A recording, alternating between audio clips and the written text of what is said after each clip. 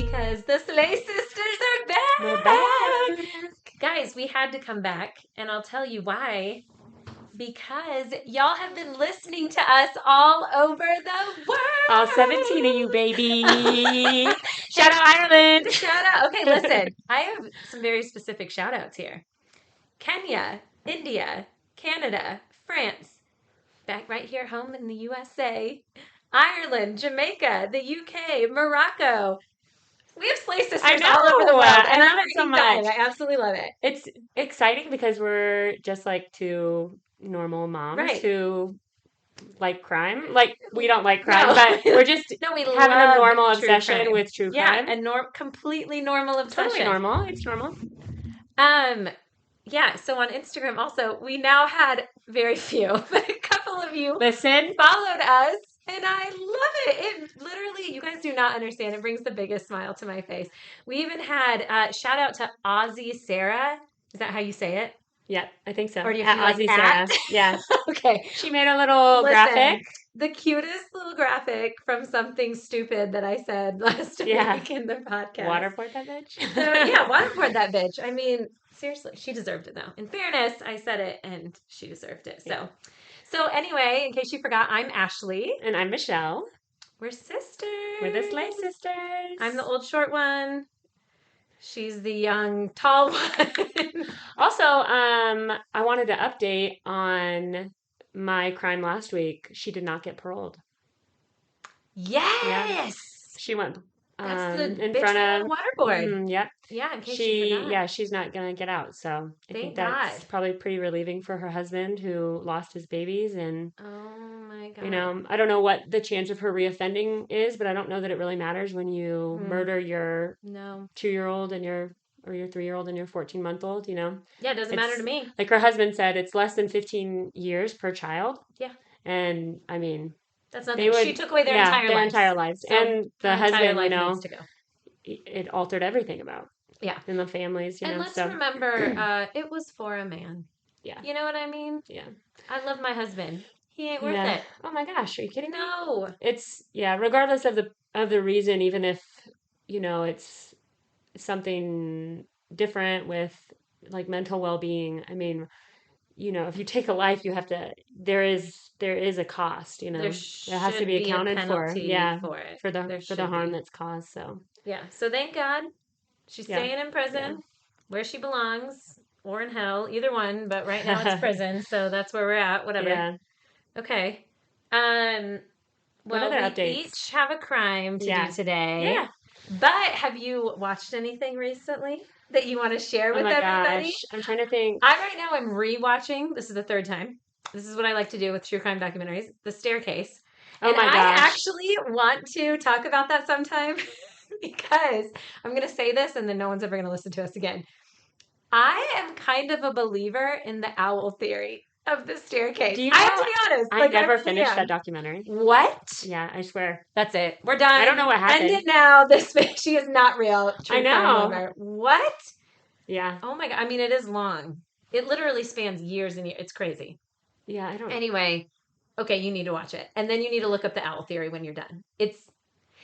I know everyone is like, oh, these idiots who believe this. I've heard the owl theory where, like, because it could be, like, talons, right? Because she had deep... Yeah, okay. And you should see, like, you can look up the wounds on animals when owls grab them. Yeah. And they're, like, wounds are the same. I think that's the only thing that got me is I was like, whoa. What else would it be? It was crazy. Yeah, I mean, it could have been her husband killing her, I guess. But, yeah, I don't know. I don't know. I don't know what happened there. Listen, I always assume it's the husband. No. Well, okay. No. You need to watch. Spoiler alert. You need to watch. If you don't know, now you're going to know. Screw that up. Sorry. Okay. Trigger warnings and spoiler alerts in general. If you have issues with either of those, please do not listen to our podcast. And I have been watching something, but I'm not going to say what it is yet because it's what my crime is over. Oh, yeah. There's a documentary that I'm just double checking to make sure that, yeah, Okay. I know the name. So tell me if you ever listen and watch so much dark stuff that then you have to like go opposite. Oh, 100%. Oh, okay. I'll go like Yeah. months and not listen to crime because I need something like more positive. Well, I don't think I can go months, but I definitely will like Ted Lasso. Mhm. Love it. I'll watch Ted Yeah, Lasso. you need something like more soft to balance it sometimes out. though, even Ted Lasso gets a little heavy sometimes, I'll be honest. But like, yeah, I have to do, or even just like Will Ferrell, like some Yeah. stupid. I'll read I like have to.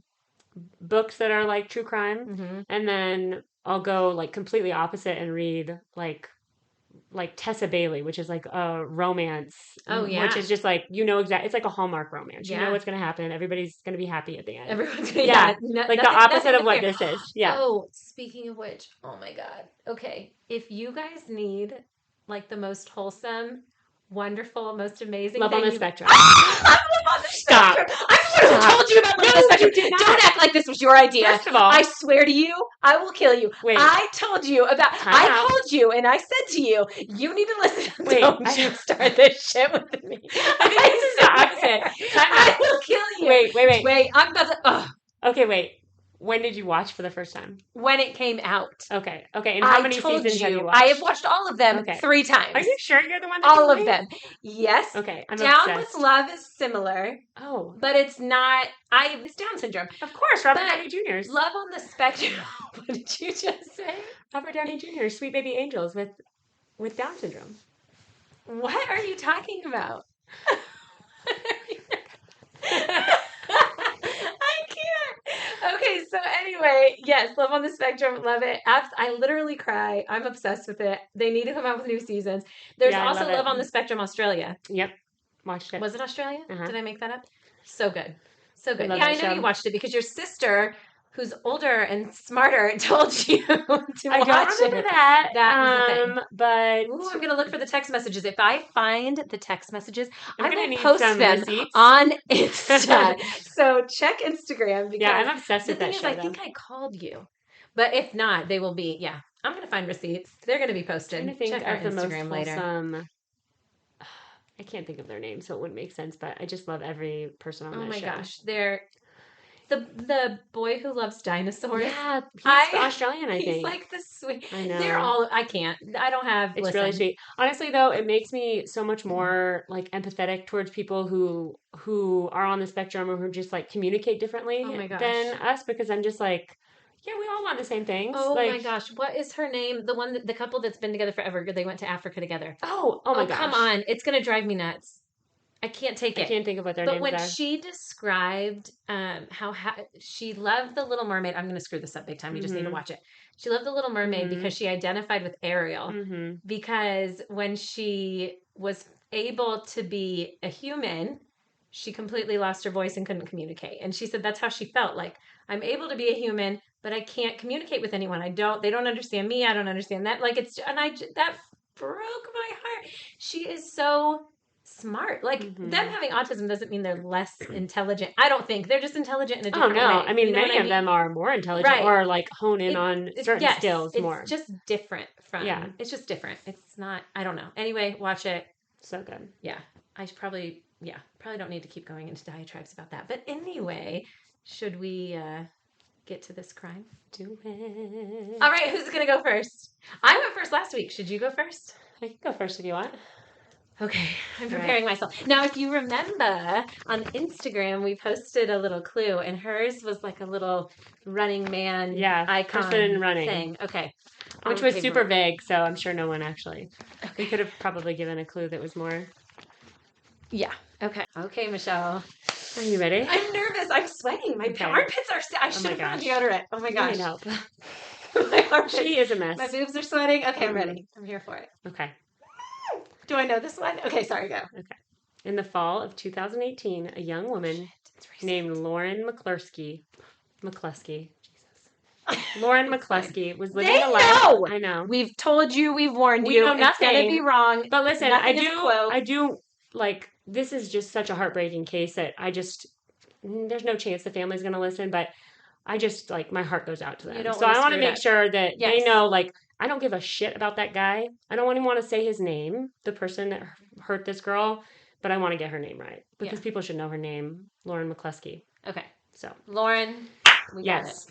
Her family. Lauren was living a life filled with promise. At 21, Lauren was a bright, athletic, and driven student at the University of Utah. She was a standout track and field athlete, majoring in communication with a career in front of her that seemed almost limitless. But what should have been the beginning of the rest of her life would soon become the tragic ending of it. This is the story of how Lauren McCluskey's life was taken, and how her story would ultimately expose flaws in campus safety, police response, and the devastating reality of stalking. Lauren came from a family that encouraged independence and ambition. Born in 1997 in Washington, she grew up in a close-knit family with one brother. Lauren's talent in track and field set her apart from a young age, and by the time she enrolled at the University of Utah in 2016, she was already a standout athlete on the college's track team. But while she was excelling in the spotlight, a darker, more disturbing story was unfolding behind the scenes. It all started one Saturday night in September 2018 when Lauren and a few friends went out dancing in downtown Salt Lake City. The bouncer working at the door at the club introduced himself to Lauren as Sean and said he was 28 years old. He showed interest in Lauren by repeatedly walking by her and her group of friends, and before the night was over, he and Lauren had exchanged numbers and made plans to go on a date. Sean told Lauren he was enrolled at Salt Lake City Community College and that he also worked days at a call center. Soon after they met, Lauren's friends say it seemed too good to be true. He was buying her flowers, taking her out to dinner, and asked her to be his girlfriend. Now, this is all in a very short time span. Like, things went quickly.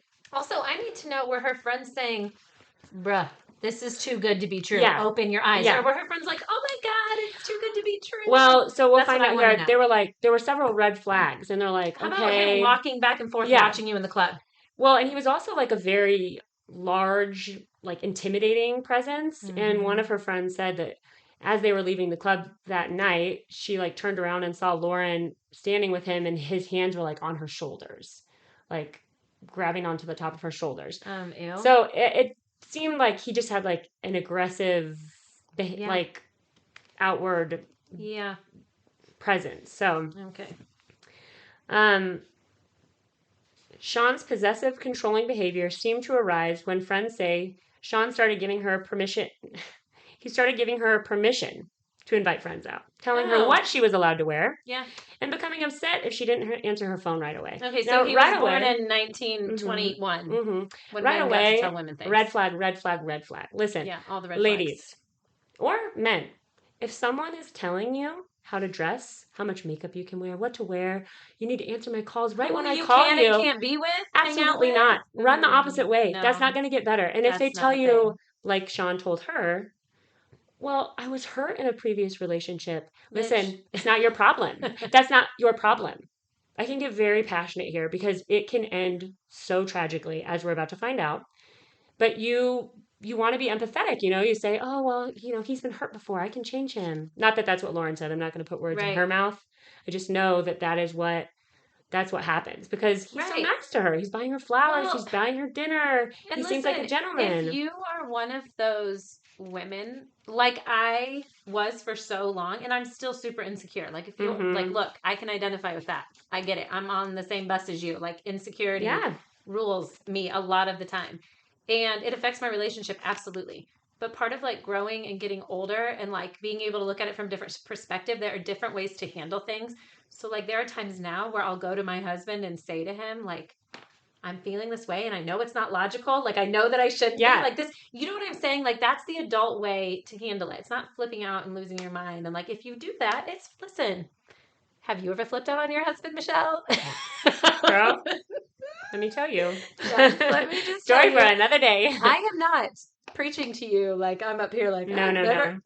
We all make mistakes. No, we've done it. I'm just saying that like if that's you or that's the person you're with, no one should be like that. No one should be acting like that. No, like, you can't. No, but mostly it is the men telling the women you can't. This is how you should be dressing. It feels that way, but I also know. I mean, I used to work with someone that I'm thinking of specifically who he had an abusive girlfriend who they lived with. I mean, he lived with her. We hear about that more and more now. Yeah, I think also like it's hard for men to come out because we're so with that information because it's like they're supposed to be masculine and like the more dominant presence. But when a woman is listen, if anybody's putting their hands on each other, you need to stop. That's not how things absolutely work. not. Like, or verbal abuse it is can be real the same too. thing. Yeah, Controlling, I not. mean, that's all abusive behavior. But Okay. what he was doing, I mean, that is just, to me, immediate red flag. Her Yeah. friends immediately Yep. red flag. And I Yep. think for Lauren, it was a red flag for her too. But I'm not sure she knew how to, like, even at this point so soon, like, get out of it, because he was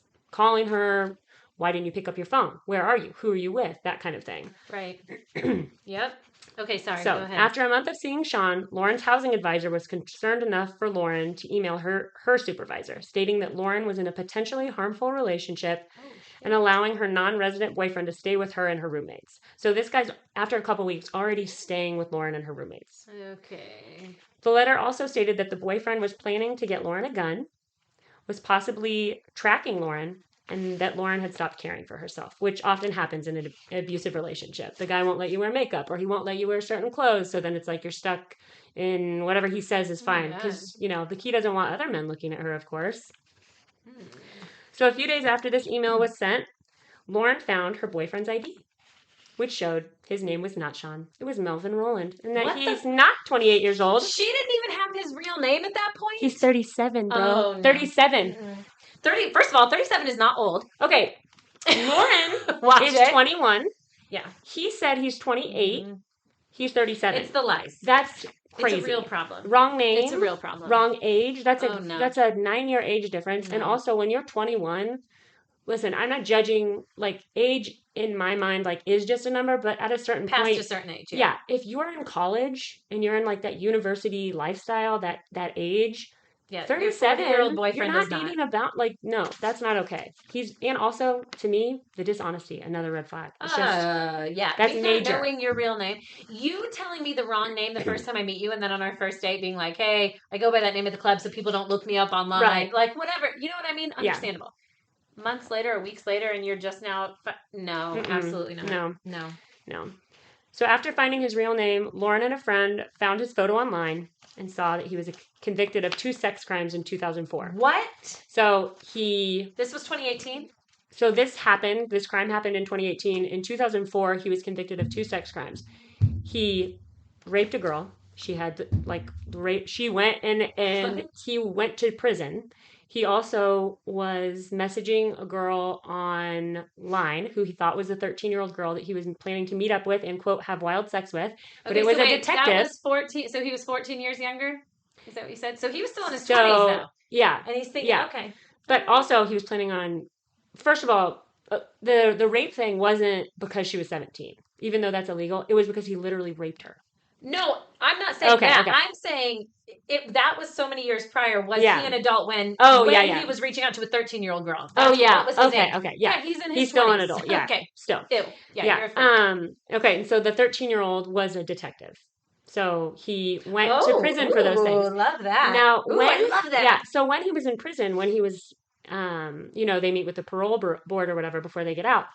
The judge asked him, have you done this before? How many other women are there? And he literally admitted that he had raped 2 other women. He admitted this to the judge.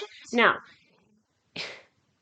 you would think that the judge would say, okay, we're going to investigate this. The parole board would say, we're going to figure out what is going on here. What happened? Who are these victims? It was a crime against women. Nobody cares. No. And they said, basically, not our problem. That's not our job. Okay. Our job is to figure out, should we reintegrate him into society? Yeah. Probably. And they did. Yeah, so that's why this crime happened. I mean, there are several things that happened that shouldn't have happened that would cause Lauren to possibly still be here, is my point with even mentioning that. Yeah. Because he was paroled and he's a violent sexual offender. Yeah, absolutely. So, after seeing the shocking information that he's a sex offender and he's 38 and his name's not what he says that it is, Lauren decided she wanted to end the relationship. After ending the relationship, Roland continued to be persistent, texting her obsessively and showing up at places where she didn't expect him. He was also texting her from different numbers and pretending to be someone else, saying that Roland had passed away.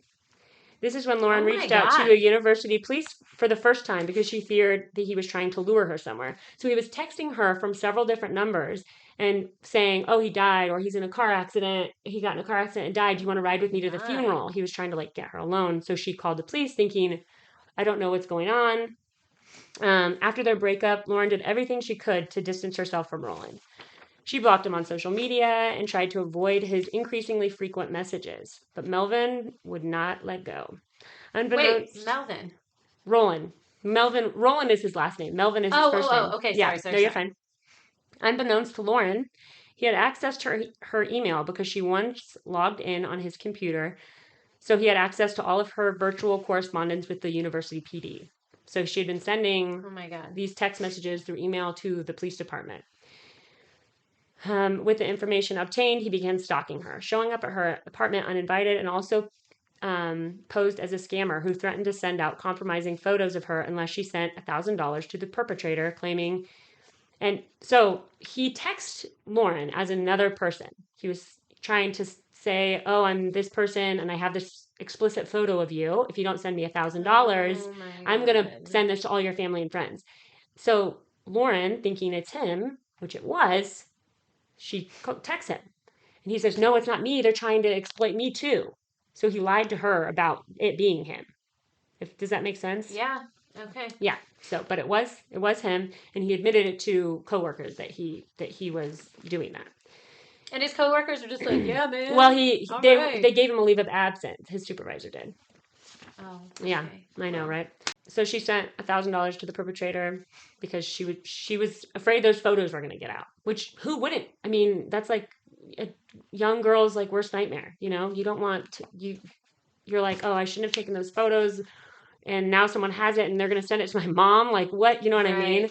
But I'm sure, definitely, when I'm 21, yeah, I'm going to be flipping out. Yeah. It's sad because the parents, it's like, with I know. the kid, it's just like, I know. You know, just tell me and I'll make it. I'm sure her mom and dad were like, you know, they thought and let me just sidetrack here for a minute. Yeah. Because the veins are popping out in Michelle's face. Because and what I'm about to say is fucking infuriating. Okay, I'm ready. So she sent the photo. She showed the photo to Darius, who is the agent on the university police department, who'd she been telling. I don't want to know. What do you think he did with those photos? I don't know. What'd he do? He showed them to all of the other guys on the police force, not related to this crime. He was bragging about it, having the photo, and being able to look at the photos anytime he pleased. Yep. Stop right now. I'm not trying to hear this. I'm going to need you to fast forward and tell me how many years in jail he got and how quickly he got kicked off the force. I think he is no longer on the force, but it took like a year. This fucking guy. I mean, and he denies it, but multiple people on the staff said, this is what happened, and yeah, I looked at them. Okay, so he's a freak. I mean, he's an absolute freak. Like, this guy, it's enraging. He's the worst. Like, it really... He's just as bad, if not worse, because you're in a position of power where you should be protecting. Like, absolutely not. Yeah. Absolutely not. I mean, and to take someone so vulnerable who's come to you, I mean, she as we're about to find out, she called campus officers in Salt Lake City PD over 20 times, repeatedly being ignored, telling her it was a scam or that they would update her later in the week. Lauren never heard back. It's crazy. Like, that's insane to me. She's reaching out for help. And Salt Lake City PD is saying, oh, no, you need to call the university. And she's saying, I already called them. No one is getting back to me. Like, help me. Oh, my God. And let's remember that this was 2018, right? Yeah. Guys, this isn't 1984 where you expect shit like this. Right. This should not be happening. Mm-mm. Oh, my God. It's insane. I mean, also... She's made all of these reports. Knock, knock, knock. Fuck boy, what's up? Where are you at? What's going on? Yeah. You doing this? Let me see your phone. Yeah. Like, how hard is that? Oh, Why are we knocking on doors? It's not that much effort. No. We have this dude's location. He's on fucking parole. Oh, but they don't know he's that. On parole? No, they don't know he's on parole. Bro, they don't know he's on parole because nobody's checked his parole status. Dropped ball. Why would they? Why would you? I mean... It's just some boy out having fun. No big deal. Okay. On October 19th, 2018, 7 weeks after they met and 10 days after Lauren broke up with him, Roland can be seen walking around her apartment in a Deadpool costume. In the footage, you can see Lauren enter her apartment, and literally 1 minute later... So she has cameras set up in her apartment. So she lives in a dorm on campus. Okay. So there are cameras like outside of the dorm and inside the door. So you can see him walk up to the door, Okay. which is locked outside. Okay. So he's like outside of her apartment. In He's like a looking for her. Deadpool I know. costume? Mask, like everything. He's head to toe. Okay. Yeah. So she walks in. 1 minute later, you can see him outside of the opposite entrance. Okay. Later this day, he texted Lauren that he knew all about her involvement with the police, which, again, that's because he has access to her email account. Okay. She then again called the Salt Lake City Police Department, where the operator can be heard telling her to call the university police instead.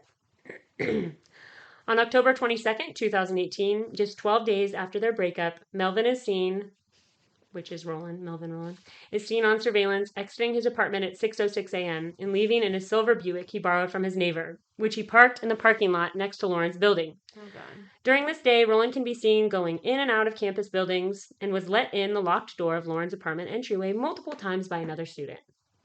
Yep, another guy sees him outside. He just bros up with him, fist bumps him, lets him in, walks around, actually hangs out with this dude in his apartment. And Roland, he's walking around with a bag, with a black bag, and he shows him, and he has a gun in the bag. And he says he's a Marine and that it's military issued. And at 8 o'clock, that guy's like, okay, Absolutely not. Yeah, so then that guy is like, okay, well, after a while, I gotta go to the library or whatever. So he leaves. So he can be seen opening and closing doors, clearly searching for Lauren. He can be seen leaving her dorm at 8:10 p.m. around the same time Lauren was to be dismissed from her class. Now, I just want to make a note here. So this is 8:10 in the evening. Earlier in this day, she met up in person with Darris, that FBI, or the campus police officer, because Roland had been texting Lauren's phone and posing as a detective, saying, hey, you need to call me. I can't think. But she thought, this doesn't look like a fish, because there was a misspelled word. So she thought, okay, let me just show this to them. So she literally showed. This girl is a slay sister. Yes, for sure. I'm telling you right now. So she showed this police officer, this university police officer, in person, this message. That is a crime to pose. That right there. Aside from anything else, they should have went and found him right then. In the middle of the day, she's showing them, and he just blows it off. He does nothing with the information that this guy, and the cop said, he said, oh, that's not her number, whoever the detective was. So he knew that somebody, even if it wasn't that guy, they're posing as her. So that's a great reason right there just to go arrest him. Right? You would think, especially since he's on parole. Since we check, let's check to see if this sex offender, what's going on. Roland is seen leaving her dorm around 8:10 p.m., around the same time Lauren was to be dismissed from her class. As Lauren left her class, she called her parents to chat. They spoke about an upcoming assignment that she was ahead of schedule on. Her parents described the conversation as happy and wonderful, until suddenly they heard Lauren on the other end yelling, no, no, no, no, then silence. Oh my God. I know. Her parents heard it. Mm-hmm. Oh my God. It's really. Her parents immediately called 911. At which time the police began. I get a little emotional because it's just so heartbreaking to think about. I know. They began searching for Lauren and put out an active manhunt for Roland. A few hours later, her parents received a phone call from Lauren's coach. And in this part, I wrote, "Not the police?" ? Because still the police aren't in contact with anyone. They know that Lauren has passed away, and they're not even going to call the parents. What? I mean, so the coach informed them that the police had found Lauren in the back of a silver Buick, deceased. What? Yeah. Had he killed her at her apartment? I don't even understand. So, he... Like, how did she get into the... Okay, sorry. Okay, so no, it's okay. I'm going to say right now. After reviewing surveillance footage, you can see as Lauren approached her dorm at 8:18, as she's on the phone with her parents, Roland's feet can be seen standing several feet behind her. Oh my God. At which time he grabs her and carries her to his car in a nearby parking lot. And she's still alive at that point? Yep. He just picks her up. Okay, so when she's saying no, no, no, no, my guess is he's holding her. She sees him and he's like approaching her. Oh yeah. And so when he picks her up, I'm assuming that's when she drops her phone. This footage has not been released, and honestly, I'm glad because it's not. I don't need to see it. No one needs to. It's terrifying listening to it. Yeah. So he's hiding, basically. She gets to her door, and he approaches her and picks her up. He carries her to... I have 2 girls in college, right? I know. And I was going to say, this is a special trigger warning for you because, yeah. So He forced her into the back of his car and brutally shot her 7 times. Oh my God. 3 minutes later, at 8:21, Roland is seen running across the parking lot away from the car and again is seen on surveillance at a rail station on campus. At which time, he is picked up by a driver in a Hyundai Sonata who happens to be a date he has previously arranged on a dating app. So we're talking about within minutes, he's picked up by another girl and he's on a date. Hold on. So the vehicle he borrowed from a neighbor or something, you said? Mm-hmm. And he just shot her multiple times in the back. So that car is still there. That car is in that parking lot. He shot her in the neighbor's car. I'm sorry about that. But his name's already been turned in. My point is, there's no logic here. He had to know he was going to get caught. She's already turned in his name. They didn't do anything about it, granted. Mm-hmm. He borrowed the vehicle and killed her in the same vehicle. Like, do you see what I'm saying? Oh, like, yeah. He's not thinking about it at all. He doesn't. Yeah, but when you commit crimes your whole life and you get nothing more than a slap on the wrist, you just continue doing whatever the fuck you want to do, right? Yeah. So the girl who picks him up, she has no idea what's occurred. They go out to dinner, then back to her place where they hang out, and he takes a shower. Later that evening, she sees on the news that they're searching for a car that is the exact description of hers and for the man that she just went out with. She immediately contacted law enforcement to give them all of the information she had. Around 1 a.m. the same evening, officers spotted Roland and chased him on foot to a church where he had forced entry. While searching for him, they found him deceased with a self-inflicted gunshot wound to the head. So I didn't want to really go into him killing himself because I'm not here to talk about him. I don't even he did kill himself? Yeah, he killed himself. So honestly, that's too bad because I'd like to see. I think that he should have. He should have had to deal with a lot more than just dying. Letting it end there because it's just so why don't you just do that? Beat the shit out of him? Yeah, why not just do that and leave the whole Lauren thing? Leave her alone. Why not? Because it just seems like it's just such a waste. Okay, so then you're gonna go kill yourself? Okay, cool. No, that's crazy people though, right? I know, but it's just so now her family is, everybody just has to deal with the sadness of that loss. It's just so unfortunate. Okay. So after this crime occurred, the University of Utah's safety protocols were put under the spotlight. Lauren's family and friends were left to cope with the unbearable loss of someone so full of promise and potential and compounded by the fact that this crime was completely avoidable. If only once one of the officers would have checked his parole status, they would have seen he was on parole when he began dating Lauren and would have immediately been locked up for his behavior toward Lauren prior to the killing. Lauren McCluskey's death became a wake-up call. Her family, devastated and heartbroken, began to push for changes, both in how universities handle stalking cases and how law enforcement deals with campus safety. In the aftermath, her parents would lead efforts to bring awareness to the issue of stalking, launching the Lauren McCluskey Foundation, which focuses on campus safety, animal welfare, and amateur athletics. Their work is a testament to Lauren's memory and the urgent need to reform in handling stalking cases, so no one else has to experience what she did. The murder of Lauren McCluskey shook her community and reverberated far beyond the campus of the University of Utah. Her story is a stark reminder that while young people often navigate relationships with hope and optimism, the reality of abuse and obsession is all too real. In the end, it wasn't just the police on campus that failed Lauren. It was a systemic failure, one that could have been prevented. Lauren McCluskey was a daughter, a friend, and a talented athlete who deserved so much more than the tragedy that befell her. And that's Lauren McCluskey's story. Oh my God. I know. Great job. You wrote that like a book. I know, you can edit some of that out too. Oh my God. Why would I edit any of that out? Well, I mean, if I went on too long at the end. You didn't go on too long at the end. Oh my Lord. Okay. Lauren, you're a badass bitch and he's stupid. Rest in peace. Of shit. Rest in peace. Yeah, girl.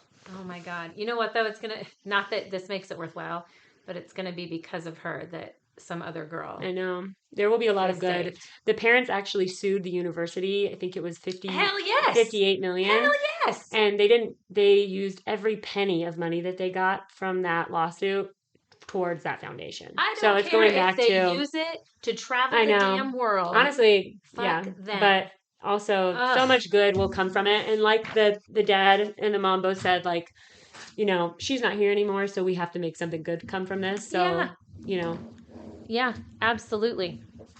Oh my God, great job. How did I not know about that one? I think you would recognize her if you saw a picture of her. That is crazy. Pause. You can hit record on that whenever you're ready. Wow. Okay. Oopsie. That kind of got me into a weird frame of mind where now I might struggle to go I on with mine. know. Okay, guys, mine is way too long. I'm excited to be on the I listening will end now. I will do what I can to edit some of this out. No, Maybe don't. this was a tough one because I feel like I could have done 3 podcasts over Yeah. this. Like the details deep and dive. everything. Like it was so hard to Yeah. pick and choose what to talk about. You know what I mean? So bear with me. While I tell you the insane and true story of the Fritzl case. Do you know it? No. You know it Yes, right I sure away. do. Okay.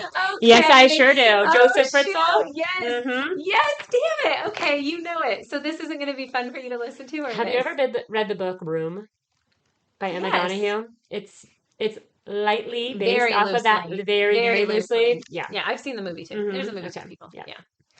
But the book is Well, should we fantastic. just stop at yours then? Hell no! Okay. Not everybody has known Okay. the story of this Okay. sick, perverted man. Yeah, he's terrible. Okay, so as we already did at the top of the podcast, you're gonna need a trigger warning here. The dude is nasty and creepy as fuck, and I expect a whole lot of you to be going, "What the?" as you're listening to this. You sure Like, will. it You sure will. Yeah, it's real. Okay, so we're gonna start off. We're gonna skip around in the years here. Don't mind me there, but we're gonna start off in August of 1984. There's an 18-year-old woman named Elizabeth. She's at her parents' home when her father, Joseph, asked her to help him carry a door to a location in the family's basement. Elizabeth entered the basement and held the door while her father fitted and attached it to the frame. When it was finished, Elizabeth gave her father a big hug and they enjoyed some delicious ice cream together. Wow, how sweet. Yeah, right. Wrong podcast, bitch. Try it again. No, instead of the ice cream, her father pulled out a rag soaked in ether and placed it over her face until she was unconscious and then threw her behind the door that they had just installed. Little did Elizabeth know, sealing that door was also sealing her fate for the next 24 years. Let that sink in. 24 fucking years. Okay. 24 years ago, just so we can all put it in perspective, that was the year 2000. Okay. Okay. Well, that doesn't seem all that long ago. Yes, it does. No, 21.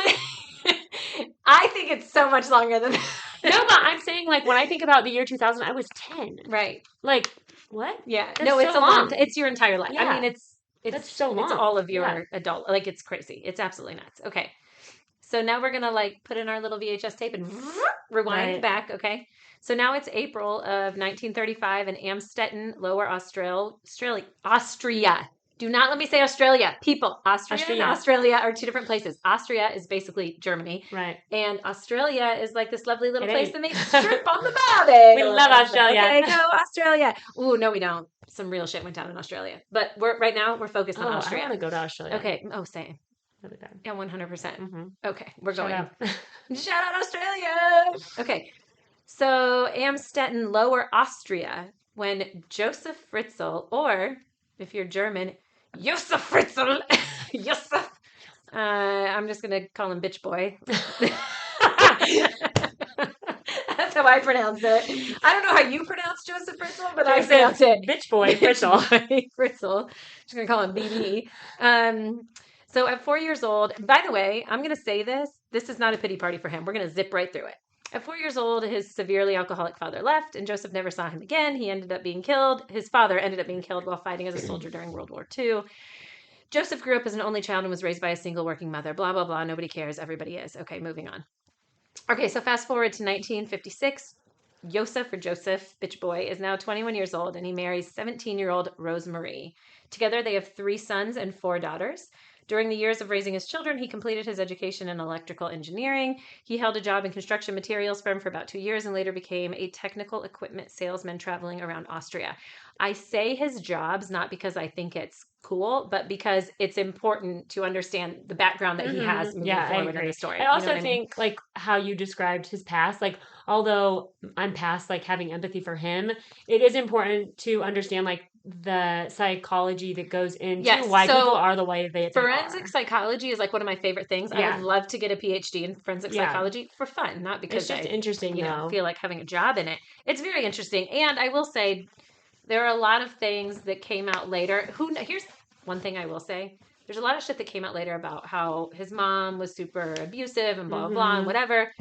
We don't know if that's true. That's coming Right. from him. Like, maybe Right. it is true. Maybe it's not. It would make sense because it turned out to be, bitch boy, but Mm-hmm. I don't know. Yeah. I don't know what's true and what's not. You guys research it and you decide. Even if it's all true, it I doesn't mean, matter to me. It doesn't make this yeah, right. the thing What it does. is that people have bad pasts and bad childhoods, and not everyone does Right. that kind of thing. So No, we absolutely all have not. choices to make, you know. Yeah, terrible choices, terrible. Right. Okay, so he's married, they're having babies, whatever. Okay, 1967 comes along. Joseph broke into a home of a 24-year-old nurse and raped her while holding a knife to her throat and threatening to kill her if she screamed. Her husband was away at the time. So reading about rapes always kind of hard for me. Mm-hmm. Um, Side note, this is 1967. So it kind of broke my heart that this woman is at home, her husband's gone, which is super common. Like, it's super common now, and it was super common back then. Like, the husband's away working. I don't know where he was. Okay. I don't Yeah. know. I didn't look into Yeah. it. But he's gone. After that happened, she had to want to talk to her husband. You can't Of just call course. him. Yeah. I bet at that day and time, she's waiting for him to call her saying, "Hey, babe, I'm wherever I am." Like, Yeah. he had to go find a phone. She has to, you know what I'm Yeah, saying? Like, for she couldn't sure. even just get a hold of him. So she's just sitting there. This has happened to her and she can't do anything. Like, it seriously broke my Mm-hmm. heart. So, anyway, the same year, he was named a suspect in a case of an attempted rape of a 21-year-old woman. And he was known for indecent exposure. Fritzl was arrested. So, hell yes, like, put away for so long, right? Like, there's no way. Right. You No, think he served 12 months of an 12 18-month months. sentence. 12 months of an 18-month sentence. I also want to point out, I'm not here to talk too much shit about Rosemary, but if my husband does this shit, we aren't still together when you're done with that 12-month sentence, bitch Right. boy. It's gonna be a No, no. Hard pass. absolutely not. Bye Yeah. bye. No, you can come back into this house where I will light you on fire. Right. Like, no, We're done here. no. I'm gonna pull a Lorena Bobbitt and your dick's getting Chop cut chop. off. It's going right in that Chop pickle jar. chop. Yeah. Okay. November of 1986. 17-year-old Martina Posch walked to a bus stop nearby her home. When she did not show up to meet her boyfriend that evening, he called her mother, and that's when she learned that she had not shown up for work earlier that day. Authorities gathered witness statements and would soon learn that she never made it to the bus stop. 10 days later, her body was found wrapped in tarps at the shore of Lake Mondsee. If I'm not saying that right, forgive me. Listen, you know who we are. It's wrong. Mm-hmm. It's Deal with wrong. it, all Every right? time.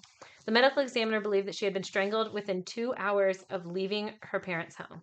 So innocent, leaving her home, going to the bus stop, and strangled within 2 hours. Fritzl was investigated because he and his wife owned a campground opposite where the body was found. He was also looked into for the death of Anna Newmayer, who was 17 years old and shot to death. She had disappeared on her way to Wells, just miles from where Fritzl worked at the time. Finally, he was looked at for the death of Gabriela Supakova, aged 42. She was a sex worker who was murdered in 2007. Like, fast forward a lot, right? That's crazy. Her body was found in the same location where Fritzl just happened to be on vacation. Fritzl was never charged in any of these due to lacks of evidence. I didn't know about any of that. So these are just crimes that they they were very close to him, right? So they're like, oh, this, like, it could have been him. Do we know it was him? No, we don't know it was him. Okay, maybe it wasn't. I don't know. But it's just important to know. Okay. So if you think that's the end of the story, no, we haven't even started yet. So here's the story you really came for. I'm sure you haven't forgotten about Joseph's daughter, Elizabeth, right there at the beginning, right? So you're going to need to go ahead and put your kids to bed. They should not be listening to this. No. You're going to need some wine, maybe even a snack. I recommend Maybe chocolate. seltzer water. Yeah, and get Delta 8. Get Yeah. Okay. All right. Well, Shout out Floral. If you want to sponsor this podcast, you can give me a call. I absolutely love I'll it. sing your praises. Listen, let's remember we're in Indiana. Ain't shit legal here. So that's the legal Delta stuff. 8 Right, floral. that's the legal. Is legal. That is the legal stuff. Okay. Yep. So we're here for it. If you need, girl, go it. Get it. All right, let's go.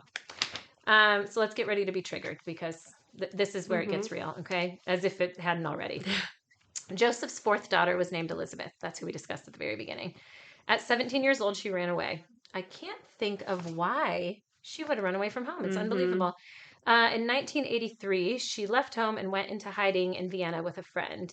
Of course, the police came 3 weeks later and returned her to her parents. I wonder if any of those dicks ever thought like, huh, why would the And how 17-year-old go into hiding? Well, why would they at 17? It's like she's almost 18. Like, let her live. I mean, who knows? It's That's like crazy. Germany area. Yeah, You know what I that's mean? true. Like, Yeah. maybe we should check that out and look into the parents. That was like, sorry, that was a side note that I wrote in here, but like, hey, maybe we should look into the parents. I don't know. Yeah, why did she run away? Let's right. address that. Let's like pull up a criminal history, right? Right. Well, yeah. Here's what you don't know, or I don't know if you know or not, but if you don't, I'm about to tell you. This is really fucked up. At that time in Austria, and maybe even still now, I don't know, but at that time, not that long ago, the law was that criminal records were expunged after 15 years. So all those rapes, all of that shit he was being looked into. You know, don't worry about it. It's fine. Rapists typically just get better. It's, you know, start it's over. Whatever. Man, I'm telling you what, fucking people trying to wash away their past. I don't care if it's you did it. You're a criminal. It doesn't matter. Also, listen, if you rape somebody, no, not expunged. No, ever. No. No. We're done. Yeah. Okay. So anyway, Elizabeth is now back at home. Police brought her home. She has to stay, right? She is enrolled in a waitress course, which was kind of crazy to me. I'm like, hey, Liz, love you, girl, but they stole your money. It's waitressing. I was going to say. like, you I need to start a little waitressing course. In fairness, maybe she just needed to get out of the house, you know, but whatever. Yeah. Anyway, she was offered a job, so she's working. Okay, so here we are back at where the story began. Elizabeth is now behind the door she just helped install. She's unconscious in a dungeon that her father built specifically for this purpose. Okay? And I just want to say, I didn't actually put any of this in my story, but the government helped pay for that. Did you know that? No. Like he was calling it a shelter under his home. I'm assuming like a bomb shelter or whatever. Yeah. They paid for a lot of it. Like just gave him money. They came down and looked through it. They were like, oh yeah, seems legit. Let's go. Okay, I'm sorry. You're not going to come back later and make like it's a 3-foot door. Like what did you think he was put? It's a 3-foot door. It was only 3 foot. I did not know that. Yeah. Oh. I knew that the room was small. I didn't know. Yeah, I haven't even gotten to the point of like discussing all that. But well, I mean, it wasn't like 3 foot high once you're in there, but the door to enter it was 3 feet. Oh my gosh. 3 feet. Okay. Okay. So I'm gonna delete this part.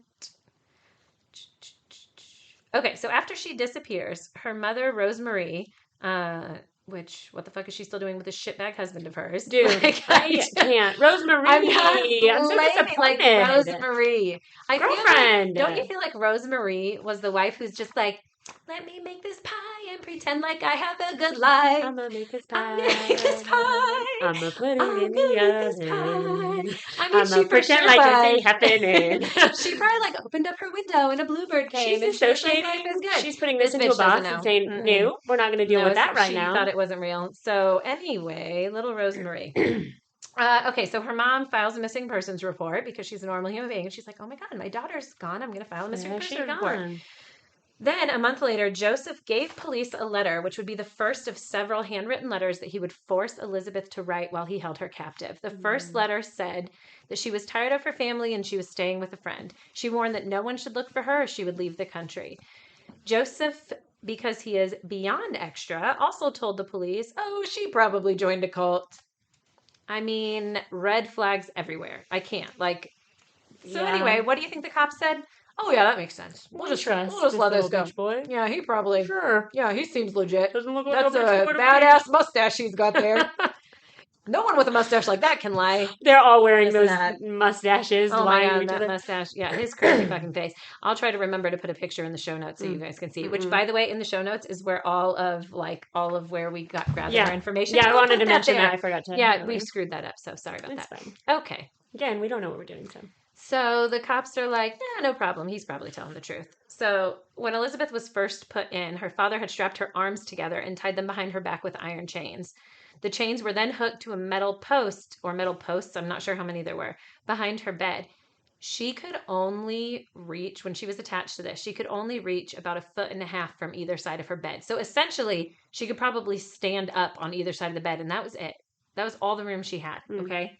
Mm-mm. After a couple of days, he moved the chains to her waist, but eventually removed them altogether. For 24 years, Joseph would enter the cell he built almost every day.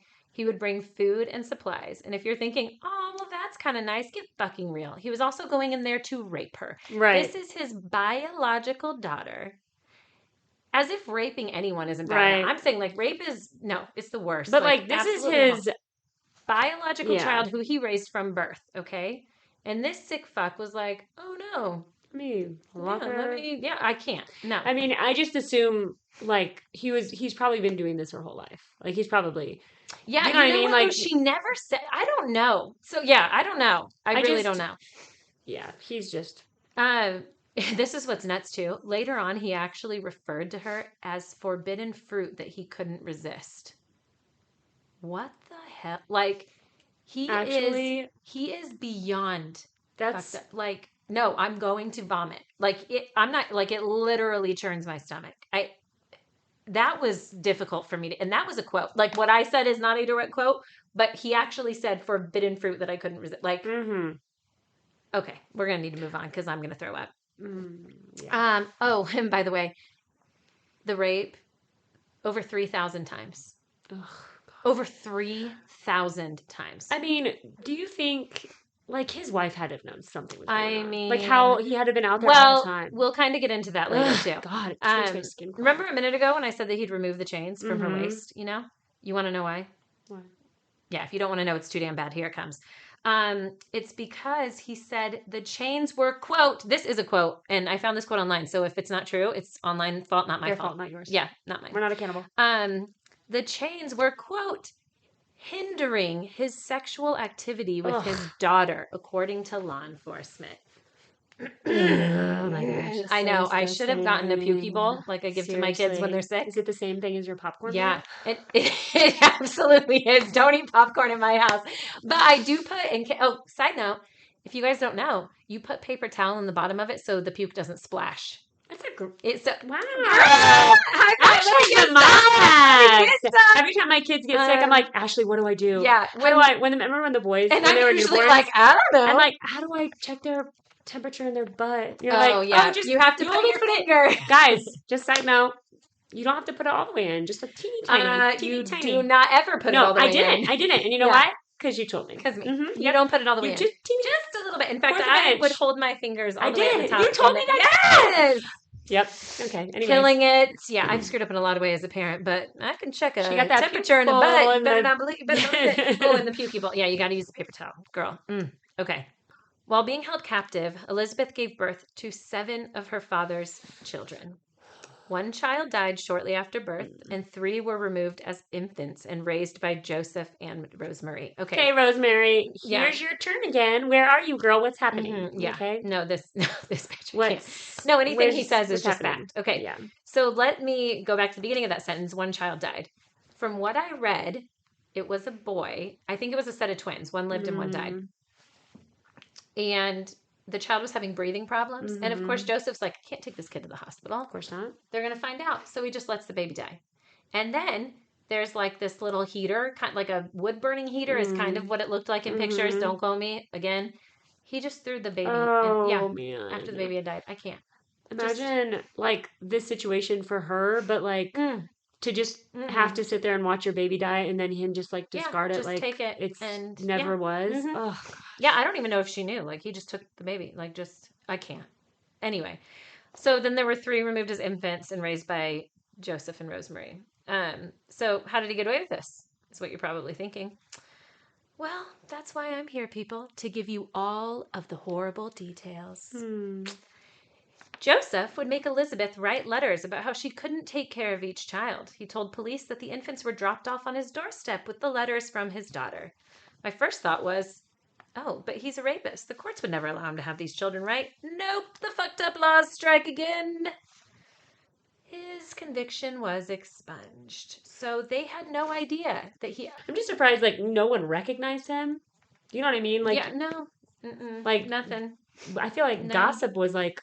a thing then too, you know, everybody gossips. You have to remember how long it's been though too, and like they moved around a little bit, I feel. So I mean, like Elizabeth was an adult already when she was thrown in there. Yeah. So like he committed those crimes. I don't know. So yeah. Anyway, so just like that, they're approved as the children's guardians.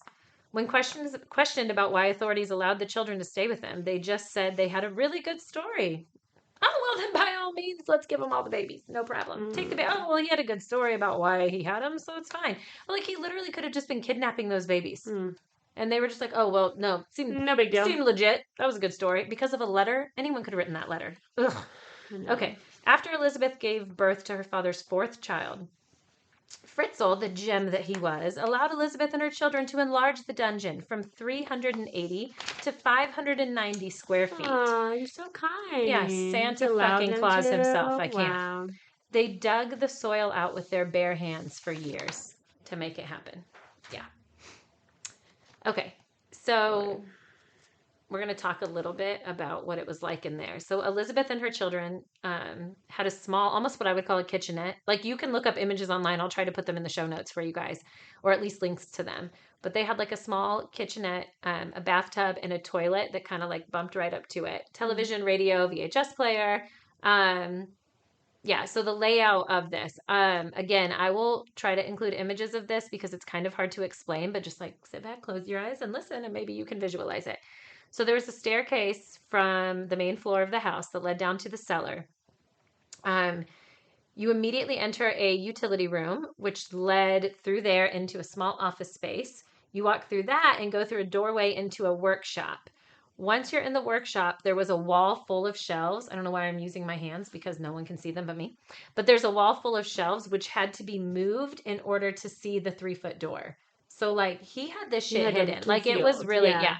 So hidden behind the shelves, there's a 3-foot reinforced concrete door that hid his dungeon.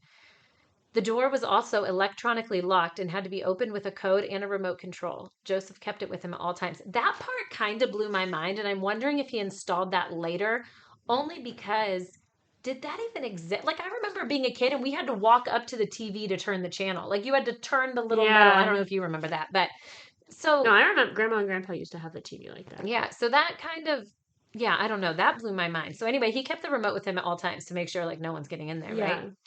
So inside the dungeon, the ceilings were 5'6". Guys, 5'6". Michelle would have to bend over to walk. Now I 5 inches. I clear it. I would have to bend over. Yeah, you'd have to hunch all the way down. It's crazy.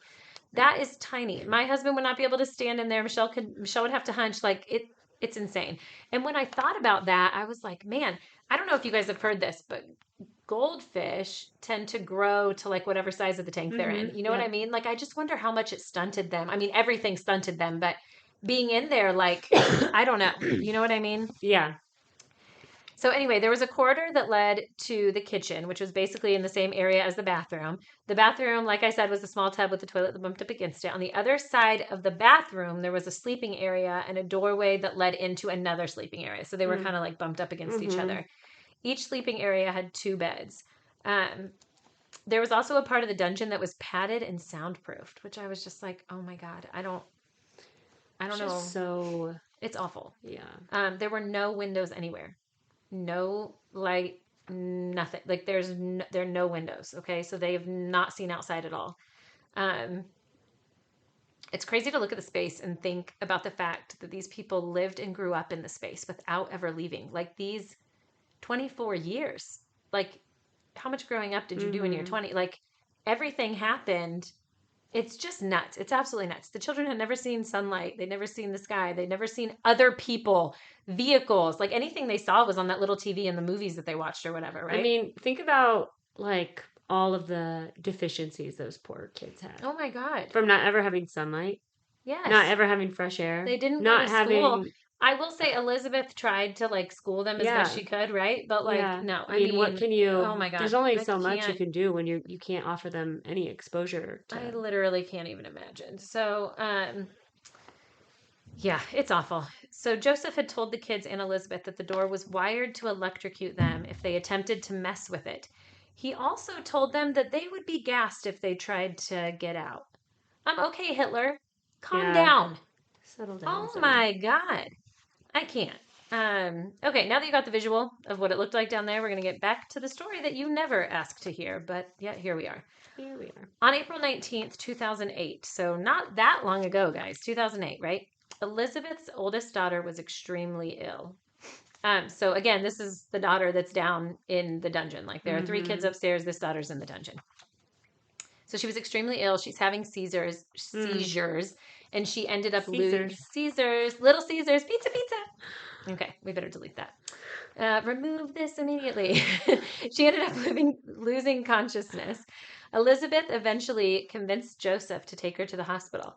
Elizabeth had to help him carry her out of the dungeon. Let's remember, he's old. He's like 70 right now. You know what I mean? Like he's freaking old.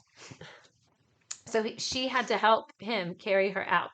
And that's when she saw the outside world for the first time in 24 years. I mean, horrifying. He then made her return to the dungeon. Her daughter was picked up by an ambulance and was taken to a hospital. She was admitted and treated for life-threatening kidney failure. Can you imagine? Like, the fact that I can't believe she wasn't dead already. It's crazy. Yeah. He told him that his daughter had dropped the girl off at the house because she couldn't care for her, blah, blah, blah. It's the same old story. It's the same story he gives every time, right? It's yeah, the same right. story. Though. I bet they saw that girl and they were like, no. No, that's the thing. So doctors took note of the extremely pale human who had bad teeth and lay there seemingly dying in intensive care. They ended up using the media to beg her mom to come forward. They said that they needed information from her in order to save her daughter's life. Elizabeth was watching this on TV. They did have a television in the dungeon. Wow. So she's watching this go down. She begged and pleaded with her father to let her out. And by the grace of God, he did. Wow. I know. He told the hospital that she had just shown up after escaping the cult she was in. This man is so effing delusional that he actually thinks, oh, I know. I'll just tell them she was in a cult and she escaped and she just showed up and it's fine. Like, I can't. So this time, they don't believe the story. This isn't plausible. Something else is going on. They pull Elizabeth in and they threaten her that they're going to charge her with child abuse due to the severe neglect of her daughter. After being threatened, Elizabeth said she'll tell the truth if they promised her that she would never have to see her father again, and they agreed. Elizabeth spent the next 2 hours telling them all of the details of the 24 years being a prisoner and a sex slave for her father. 73-year-old Joseph was quickly arrested on, get ready, suspicion of serious crimes against family members. Suspicion?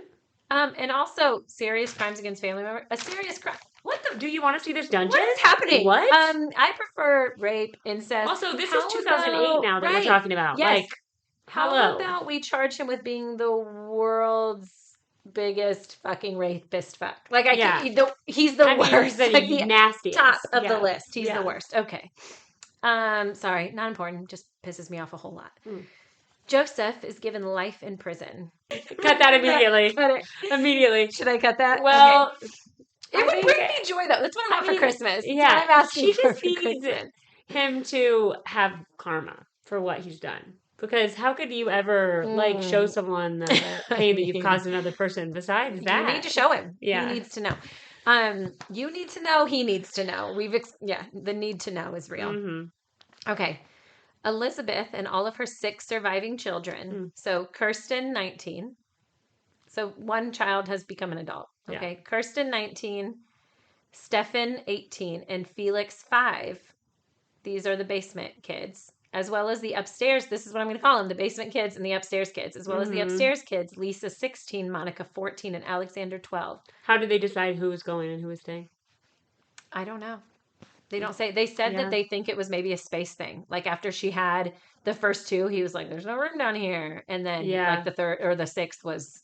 So the next 3 got taken, and then the last one was left. But at some point, he had to be like, "How many of these notes can I write?" Like, they're not gonna. I say honestly though, 24 years. Thank God she didn't have 20 kids. Like, I mean, seriously. That blows my mind. Thank God. The poor freaking woman. Yeah, I read that he would like.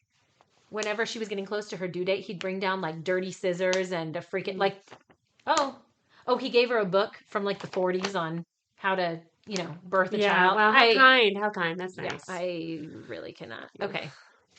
So Kirsten, Stefan, Felix, the basement kids, as well as the upstairs kids, Lisa, Monica, and Alexander, and then their mother, and then her mother, Rosemarie, were all housed in a local clinic. They received medical and psychological care. Everyone was offered new identities, but whether or not they took them was totally up to them.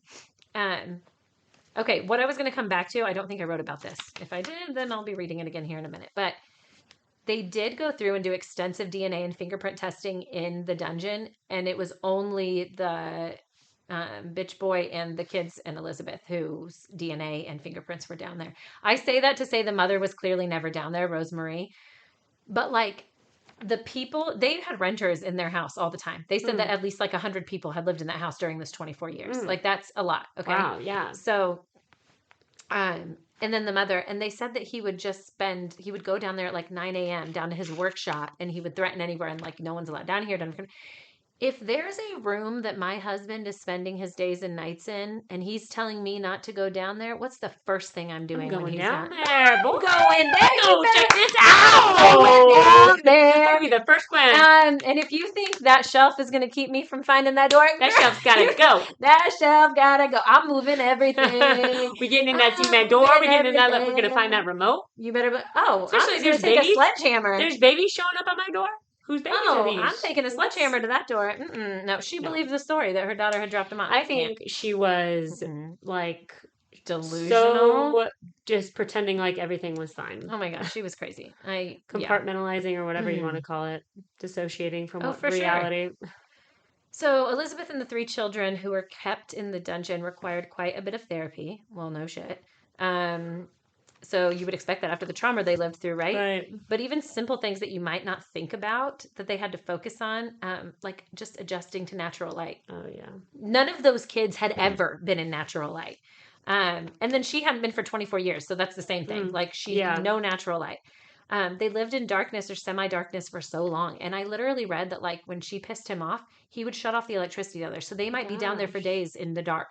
No, guys, this is not a basement with windows. There is no light whatsoever. So if he shuts off electricity, this is seriously like worst nightmare. It is the worst nightmare. Yeah. It is my worst nightmare. It's terrible. And oh, by the way, if you realize her eldest is 19, she was in there for 24 years. For 5 years, she was in there alone.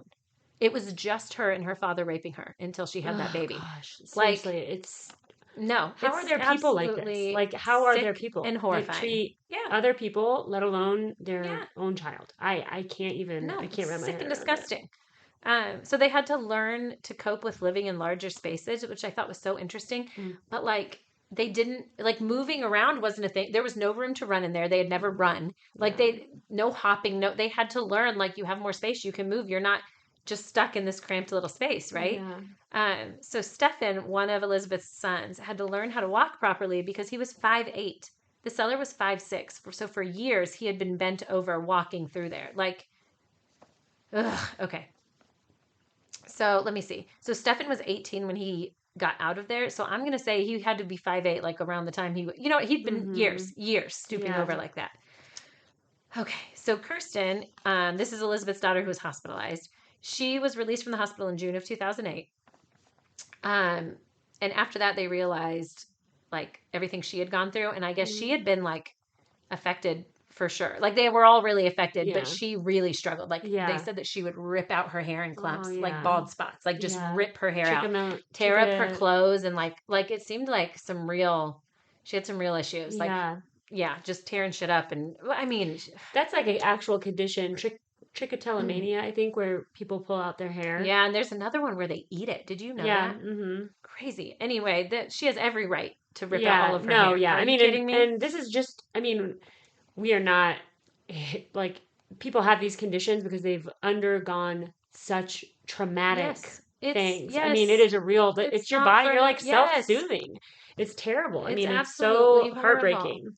So, Kirsten and Stefan. So let's remember, it's Kirsten, Stefan, and Felix. Felix is only 5. And they're the ones who live in the basement. They're the ones who live in the basement. So Felix is only 5. So I would say he's the least affected, not including the 3 that lived upstairs, who lived relatively normal lives at least. Normal, yeah. I mean, but he's the least affected because he spent the least time in it, and he's small, right? He's little. Yeah. He has all these years to kind of, I mean, I don't want to say forget about it, but he won't remember like the other kids will. The other kids lived their entire lives. Well, and he's now 21. Like just now in real life, 21. Yeah. He was born in 2003. Yeah. I would say he's probably the least affected, but the other 2, it really broke my heart because it said that they had severe anxiety and panic attacks anytime lights were dimmed or doors were closed. Because like, is the door ever going to open? And their little dungeon didn't have doors. So like the only door they knew was the one that was going to electrocute them and gas them if they touched it or tried to open it. You know what I mean? So it's like, I don't know. I mean, it's just so heartbreaking for all around. I mean, for the mom, it's like, she knew normal life and then she was trapped down there. And then to have babies with your dad, yeah, be raped and have these babies forcibly, but then I'm sure that she loved them so much. And then to not be able to even provide like basic necessities, have them trapped down there with you, and then to now they're out and to see them still struggling so much. I mean, it's just gotta be and I'm sure that Joseph was like, oh, but I gave him a TV. Oh, right. Well, bitch boy. Yeah. No problem. Wow. Then. Yeah. Make yourself Thanks feel so better much. because you gave him a TV. Thanks That's so nice. much. So the 3 children who were raised outside of captivity, they also went through therapy, and theirs mostly related to the anger and resentment of everything that happened. Like, I'm sure that was shocking, oh yeah, because they didn't know. Yeah. Until no, they thought. They had no idea. Wow. So in July of that year, Elizabeth kicked her mother out of the private home that they had been sharing. She was angry about her mother's passiveness during her own childhood, and she just couldn't take her presence anymore. And to be honest with you, I get it. Rosemary's got to go. Rosemary, she's got to go. You gotta go. Like, I can't. I mean, look, they end up being close later, but it's just like, why didn't you see anything? And also, why didn't you react to him raping other people while you're married? Like, you didn't think maybe I shouldn't be with this dude? Yeah. And I've seen this like in other documentaries and stuff about like if someone is like a sexual abuser and the wife kind of just pretends like nothing else is happening. Yeah. This is crazy though. Like your daughter. Yeah. You're not going to protect her? Mm-mm. That's crazy. I mean, no one comes before my kids. Yeah. If you fuck with my kids, we're done. We're done. We're done. Oh yeah. You know what I mean? I'm not so that. It's not. No. Yeah, it's very strange that she would even be able to look the other way. Who knows what happened the 18 years or 17 years, whatever, where Elizabeth was in the house with her dad. I'm sure that he was physically abusive with her, if not sexually, then. Right. You know what I mean? Yeah, for sure. No, I read something too that said that they thought that maybe he had chosen her because he had 7 kids too. So wow. Yeah. Well, 14. I mean, listen, whatever. So why her? And I guess like she was defiant. Like one officer was like, we think it was because she was defiant. Like she was the one who he couldn't capture, and so he was like, or as he would say, the forbidden fruit. Right. Ugh. Disgusting. Okay. Ew. Disgusting. Okay.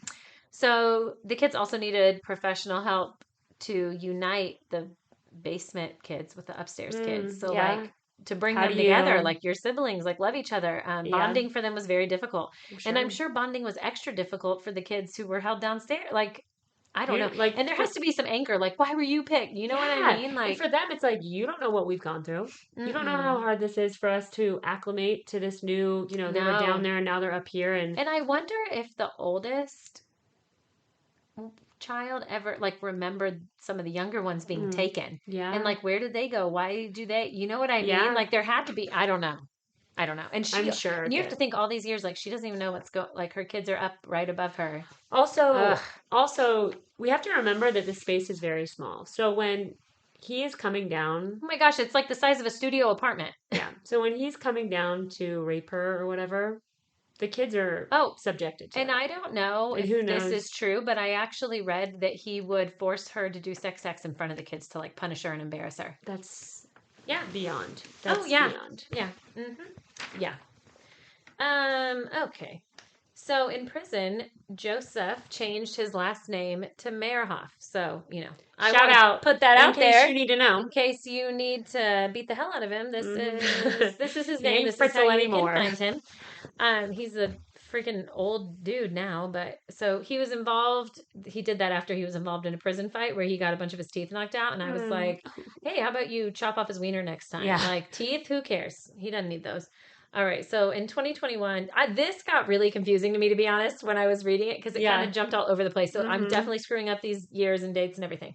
In 2021, he petitioned to move from a psychiatric prison where he had been held to a regular prison because, get this, even though he received a life sentence, which is not enough if you ask me, but there's no sentence that would be enough for what this man deserves.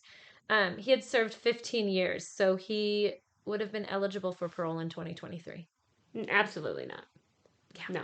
Yeah, that's a real thing. In January of this year, 2024, he applied to be released into a nursing home, but it was rejected. Austria, it's about effing time Yeah, you showed seriously. up. Thank you for showing up. Ugh. Okay. Damn. He was, however, moved to a regular prison, which honestly is fine with me because I feel like you're more likely to get, Yeah, probably. yeah, jacked, you know? Mhm. Like, get that shit going. Let's go. Here's the thing that sucks. He's suffering from dementia, which I absolutely hate. Although, okay, there's two ways to look at this. I love it because maybe he'll just sit there and never know who he is and be scared every time anyone enters a room, which I love. Mhm. But he doesn't have to remember any of the shit that he did. But he also doesn't care. Like, you know what I mean? So, like, even if he remembered, he actually said, like, he doesn't feel sorry about it. He's not sorry. He is not sorry. So even if he remembered, it doesn't matter. Maybe it's better that Yeah. he has dementia and he forgets everything and he's scared by everyone who enters his room. I would love that. Yeah, I mean, he's just the most we could hope for is that he's just confused all the time, which would be really frustrating. If you can't care about someone else, you know what I mean? I hope he's confused and I hope he's scared and I hope he's alone and in the dark and in a cell. Yeah, I don't. I mean, he's a trash human. So Yeah, he's the worst. it's So at the time of her release, Elizabeth was 42 years old. She was a teenager. Oh my gosh. Yeah. Wow. She had white hair, completely white, at 42, which I'm not saying that's impossible. I've known people in their 20s who have white hair. I'm just saying that, like, obviously her deficiencies and her lack of sunlight. Yeah. Yeah. So and she stress. had completely white hair, no teeth, and was said to have deep wrinkles like all over. And it was stress. I mean, it was all of the shit she went through, guys. So she was extremely thin and her skin was almost transparent. No sunlight, no, you know what I mean? Like, everything she went through could just be seen everywhere on her body. Like you could see it when you looked at her. I kind of loved this one little note. So she now lives in a small, brightly painted home. And I kind of love that because I just felt like it's her being like, I don't know what color it is. I didn't see a picture of it, but like she wanted happy. She wanted joy. She wanted bright. Like, you're not taking my light away anymore. Yeah. Oh, and I also love, I feel like Austria, and I was like, we effed up. Maybe we should fix things. Because her home is constantly watched over. So there are cameras. People are immediately arrested if they're caught like stalking her. Because, you know, the media and they want to be there too. So they have security guards standing by. A friend of hers said that she loves shopping. And she got her driver's license like right away, went and took the test and passed it. She loves shopping because like she never got to do it. So she just wants to go to a store and like buy something for herself. Her kids are all in school and working hard to learn things that they should have learned a hell of a long time ago. They've been swimming and play outside and are just enjoying their freedom. So that is the insane and true story of Elizabeth and her 7 children. Dear God, I'm happy that she lives in a brightly painted house. I know. And it makes me so happy that Austria is like, hell no. You're not We're looking out for you. I love that so much. So they were staying in like a psychiatric, I don't want to, like, don't quote me on this, but something like that, like some kind of home that was like they were getting therapies all the time and there were people there. And she's in there cooking one day in the kitchen and paparazzi just open the door and come in and start snapping pictures. What the hell is wrong with you? Also, seriously, I mean, she's a human being. Oh my God, I literally can't. They said that the kids were like traumatized. Like it took them a while to get over that. Of course. Yeah, they also said that like they wouldn't shut for a long time, like even in the hospital and stuff, they wouldn't shut the doors, like all the bedrooms, like all the doors were open, like because it freaked the kids out. So there were just a lot of, I don't even look. This again, there are so many details that I left out. Like you guys need to, there are documentaries you can watch. There is so much you can read. You need to do a deep dive. It's insane. You need to know. There are people like this out there, guys. This isn't movies. Like this is reality. Yeah, and unfortunately, there's, you know, I just think we need to create a big brigade of people who goes around and finds these dirty little fucks. I also thought, like, can you imagine? This man was old. Like he was an elderly. What if he would have died in a car? They all just would have died down there. I know. I was thinking that as you were telling the story, like 24 years. So what happens if an accident happens? He has a heart attack, something like.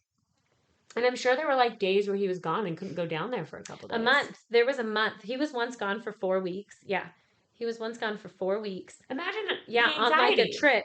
And and I'm thinking, okay, again, I am not a victim blamer. It pisses me off when people do it.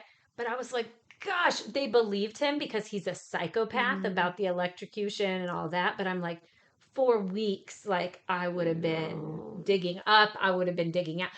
That's not to say she didn't either. And they were punished. So like, do you want to live for a few days without any light? Like, you know what so and it's like, you can't.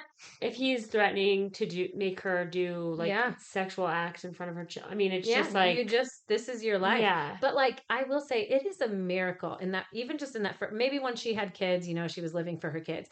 But the fact that she didn't commit suicide in that first 5 years, I'm sure that like she had to have thought about it. Yeah. All the time. Sure.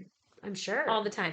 But this is what I'm going to say, guys. I think everyone's been in a place in their life where they feel like somebody would be better off without me, or my life isn't worth living, or whatever it is. And even through all the shit she went through, her life was still worth living. And now she is out. And yes, she has a lot of shit she has to deal with, but she has had joyous times since then. She has been happy again. Yeah. And it's the same for everybody. Like you have to get through the hard times. Yeah. I'm not going to say it's easy. Like, no, I don't know. Horrifying. Absolutely the worst. Yeah. Well, you've heard the stories tonight. We are going to have a couple of recordings for you this week. So you'll get this one, and then we're going to have another one coming up. We'll give you a short little like intro preview episode to that. That'll be released on Tuesday. So we want to hear from you guys. Email us. Tell us what you want to hear. Give us shout outs on Instagram. Yeah, follow us at Hey Slay Sisters on Instagram. And then I think it's Hey Slay Sisters everywhere else, right? Okay. Hey Slay Sisters. I'm like, I don't know what our... And if you go to the show notes or like our podcast website, which there are links everywhere for it, you can go on and it gives you our email address and Instagram and everything. So yeah, find us.